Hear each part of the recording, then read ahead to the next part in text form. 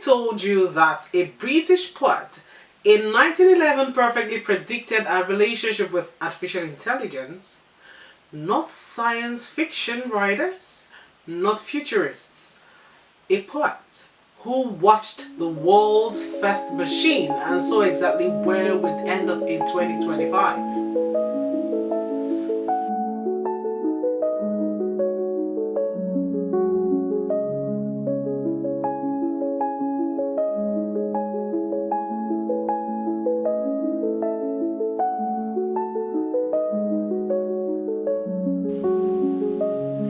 Hello Poetry family, welcome to the reaction room on the Poetry Show with Amy Fortran. Today we're diving into Rudyard Kipling's haunted poem, The Machine, and why it's the most relevant piece of literature you'll read about our AI-dominated world. First, let's establish where we are right now. It's September 2025 and AI isn't just trending, it's reshaping everything. We are seeing agentic AI systems making autonomous decisions, ChatGPT and Claude handling complex reasoning, and entire industries being transformed overnight. The numbers are staggering. 85 million jobs are expected to be eliminated by AI, but 97 million new ones created. We are living through the fastest technological transformation in human history. Now, imagine it's 1911. Kipling is watching the world's first industrial machines change society. The telephone is still new, cars are just becoming common, and he writes a poem that reads like he's describing 2025. This isn't his famous If or Jungle Stories. This is Kipling as prophet, warning us about a future he could somehow see. Now, let me read you the opening stanza. And I want you to forget this was actually written 114 years ago. Right? So now it says here, we were living by the machine and the machine was living by us. We had created the machine to be our servants and our God. When we stopped the machine, we died. When the machine stopped, we died. This was not life as the old life. This was life as the machine gave it. Does this sound familiar? I want you to replace machine with AI and tell me this couldn't be written about our smartphone addiction, our algorithmic fits, and our dependence on automated systems for everything from navigation to relationships.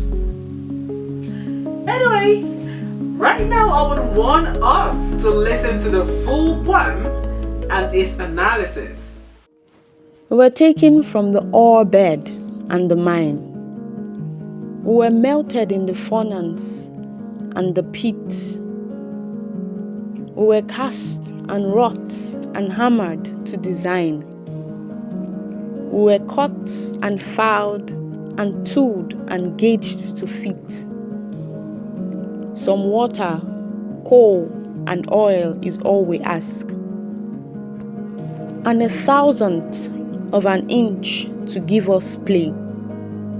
And now, if you will set us to our task, we will serve you 24 hours a day.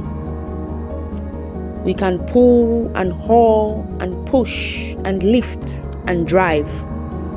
We can print and plow and weave and heat and light. We can run and race and swim and fly and dive. We can see and hear and count and read and write. Would you call a friend from half across the world? If you let us have his name and town and state, you shall see and hear your cracking question hurled across the arc of heaven while you wait. Has he answered? Does he need you at his side? You can start this very evening if you choose. and take the Western Ocean in the stride. All 70,000 horses and some screws. The boat express is waiting your command. You will find the Mauritania at the quay, till her captain turns the lever with his hand, and the monstrous 9-decked city goes to sea. Do you wish to make the mountains bare their head and lay their new-cut forests at your feet? Do you want to turn a river in its bed, or plant a barren wilderness with wheat? Shall we pipe aloft and bring you water down from the never-failing cisterns of the snow, to work the mills and tramways in your town and irrigate your orchards as it flows? It is easy. Give us dynamite and drills. Watch the iron-shouldered rocks lie down and quake as the 30 desert level floods and fills, and the valley we have dammed becomes a lake. But remember, please, the law by which we live. We are not built to comprehend the lie. We can neither love nor pity nor forgive. If you make a slip in handling us, you die. We are greater than the peoples or the kings. Be humble as you crawl beneath our rods. Our touch can alter all created things. We are everything on earth except the gods. Though our smoke may hide the heaven from our eyes, it will vanish and the stars will shine again. Because for all our power and weight and size, we are nothing more than children of your brain. Kipling's central insight was about dependence. Look at this line again. When we stopped the machine, we died. When the machine stopped, we died. What happens when your internet goes down? When your phone dies? When GPS fails? We don't just feel inconvenienced. We feel genuinely lost, almost hopeless, almost helpless. The average person checks their phones 144 times a day. We ask AI assistants to write our mails, plan our schedules, even help us make decisions about relationships and careers. Kipling continues, the machine became our master, while we called it our slave.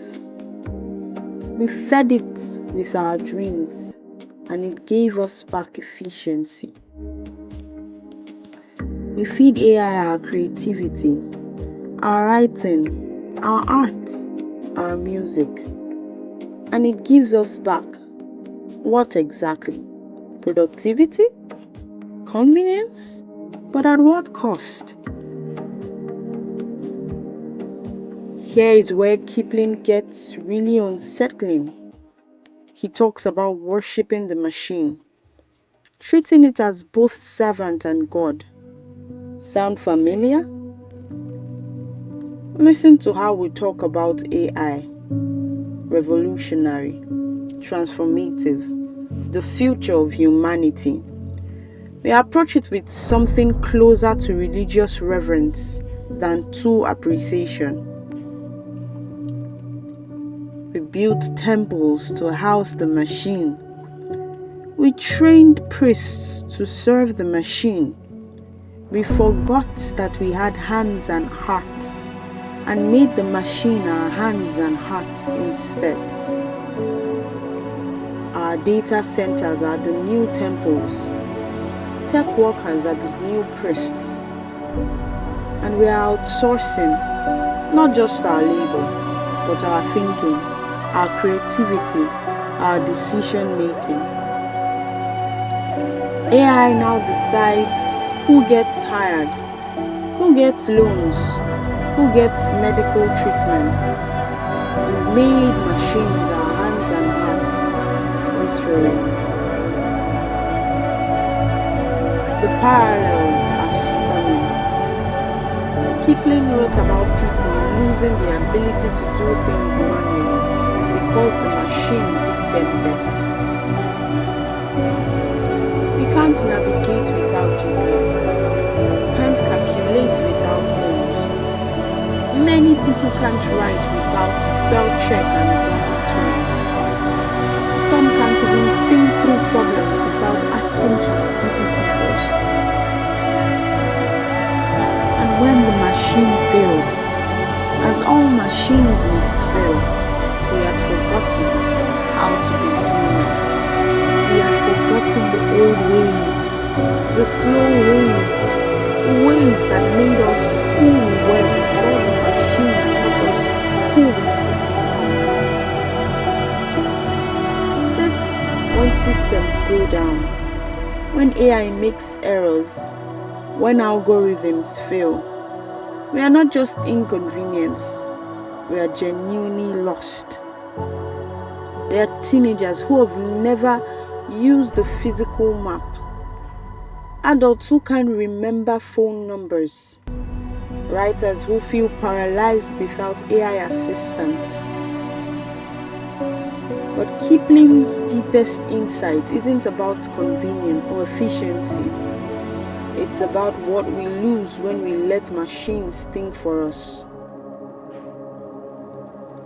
The machine could calculate, but could not wonder. Could optimize, but could not dream. Could process, but could not feel.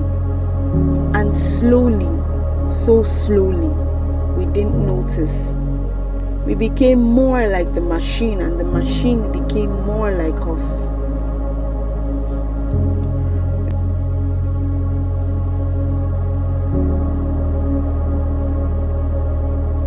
Look around.